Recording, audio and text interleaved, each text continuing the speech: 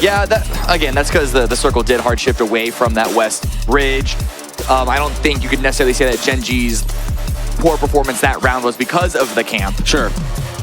Definitely, I think that camps like that are actually really, really good. They didn't stick around long enough, which was the crucial part. But here, Ascend and Day Trade dropping close to each other, but it's mostly just for vehicles. But phase number 1 does reveal itself. It's going to be another northwest circle. Hymas able to find the angle finally. Some smokes are coming down. Look at phase number 3. It's going to stay pretty split with the river there, but we know where the next circle is going to go. Swing down to the south in between Georgia Pole and Georgia Pole Mountain, which sort of, I would say, means that Sonics and Na'Vi need to leave, but I don't know how they can do that safely. Dano now coming in from the north side, trying to separate from Luminosity, but yeah, trying to leave, they have to go for the fight here. Example does get the knock on to Shrimzy. Yeah, Shrimzy trying to push with that shotgun initially. Tickleton is going to be good for 1. The Molly's going to send him back momentarily, but he's got enough space to re-push this angle.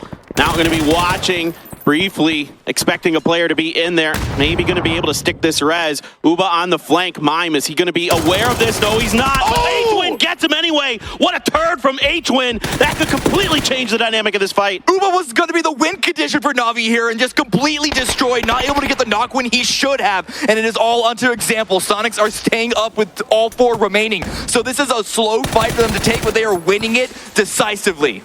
That is unbelievable from H-Win. To outduel one of the best players in the world when he's got you on the back foot like that. Absolutely disgusting. Now they're going to try to push this angle. Example, low on health. Did he walk into that molly? He did. He's done. And Sonics are going to win the battle. With enough time for them to rotate, they don't need to waste time reviving each other anymore. And now this fight, Day Trade pushing up into Cerberus. Cerberus are winning this, but this could be a potential angle for Sonics to now approach and backfill with the weakened 2 teams on this hillside. Donowa did get destroyed. They are out of the lobby. Belmoth with a hell of a spray up the hill. It's actually Tiggleton who's going to find the knock with the SKS, though, onto him. Nuren's flushed by Isaki, so Poochill's all on his own. Trying to get a spray. He does. He finds the head. Can he find the point? Yes, he can. He's at least got that going for him, but he's not going to get any further. Pent up from STK is going to claim this point. Yeah, Poochill's did good to get that final kill point, but once it was down to a solo, the chances of doing any more than that were very, very slim. And we'll see what Sonics, again, on that south side want to do off of it, because Cerberus weren't really that wounded to make that push. Both teams are waiting for the shots to come out. The shift is going to, as expected, hard shift down to the south, which means that both these teams can commit to this fight without having to rotate too much. A good knock, an immediate follow-up grenade is going to get Mime removed, but Shrimzy with the trade. Cerberus 5 kills in this round, but only Duckmai and Hisaki are in the unknocked status. You know, they are trying to keep Sonics off their backs. Duckmai trying to stick the heel. Looks like he should be good for it, I believe. Isaki has to go nuts. He's got 1. Can he find any more? H-Win has been phenomenal this round so far, but Tiggleton's down. Duckmai springs into action. It is just H-Win left right now, trying to come up and over. He's got 1. Can he find the last member? The point is good, but now he's getting shot in the back by DG98, and it's going to be Pio who claims the final member of the Sonics. It was only a matter of time before Gen.G would come to third party on this. They had the high ground, and they knew there was a fight breaking out. Cerberus with a little bit of a revive, a little bit of stabilization. I don't know if Hisaki's going to be salvageable. Duckman's going to try and make a run for it, going to try and stick it.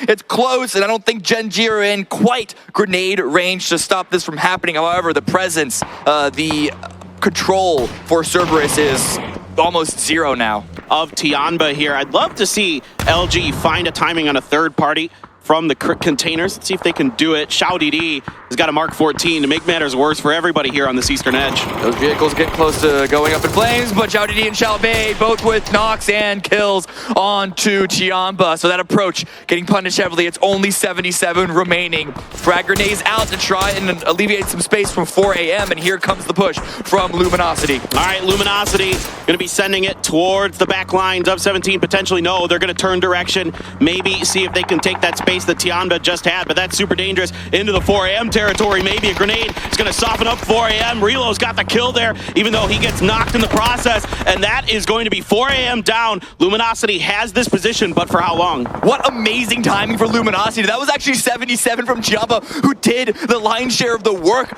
loosening up this hold by 4 a.m. And so they just essentially take it for almost free and get a couple of revives. STK has to go through the last member of Ghibli here, and it's the Superstar Heaven trying to barricade. Not sure if he's got a shotgun this time around. No, it looks like the barrel is going to be his up-close and personal gun of choice. Trying to watch for Kirk coming around, and he's got him. That's 1 down. Still a lot of work to do here for Heaven. Underhanded frag grenade to try and confirm that kill. But yep, topside peak, Vegas swinging up over, and Heaven is still able to stay alive. How is he doing this? How is he making this work?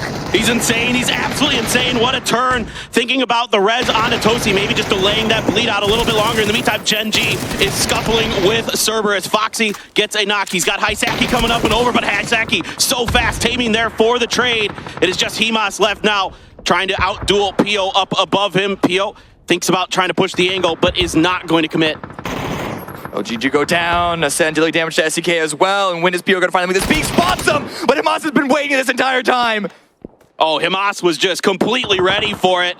And Gen.G here is in tatters. Just taming left, I believe, for them. Ascend now is their turn to try to make a break through Ghibli. Tosi is back up and running for old Gibble Wibbles. And hey, Ascend, man, they've got a Groza. This should be doable, you would think. That was such a good flash grenade. He had Tosi dead to rights, but the timing favors Ghibli here, and they're going to continue to push. With the blue at their back, they have no other direction to go. And, I mean, Gen.G, they're staying alive. They're playing their life. That's exactly what they need to do, but with the re-peak, it's going to be another knock.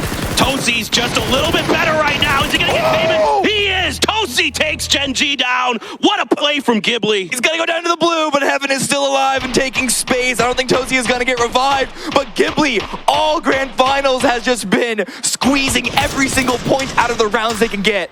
So I think for a third eye at least, this round is going to be mostly just milking those placement points. Yeah, I mean, it's hard to keep vehicles safe in this particular compound.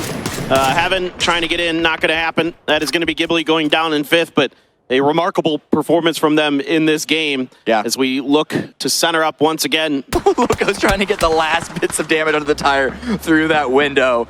But yeah, Adam's going to get in the dossier. Everyone's loading on in. Vox is going up first on foot to make it to that rock. It's just Are they going to be able to get the speed to break the fence? Oh my god.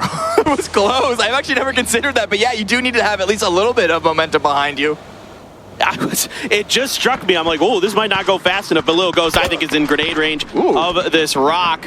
Just came up short, though. I thought maybe he could get it there. Brex is going to find Apocalypse and take him down. Here come the grenades. They're huge. Xiaobei gets one. Here comes some more. Third Eye is down to their last player, and they are gone. Xiaobei is going to clean up Third Eye.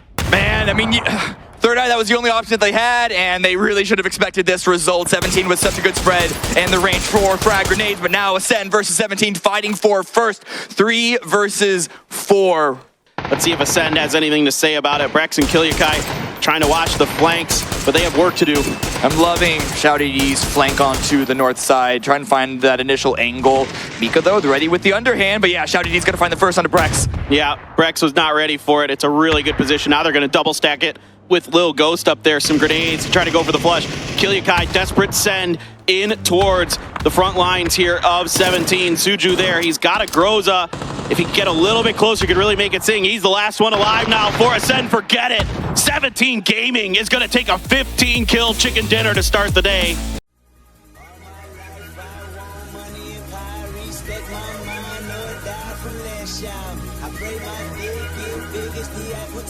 So I can fuck the world for 72 hours.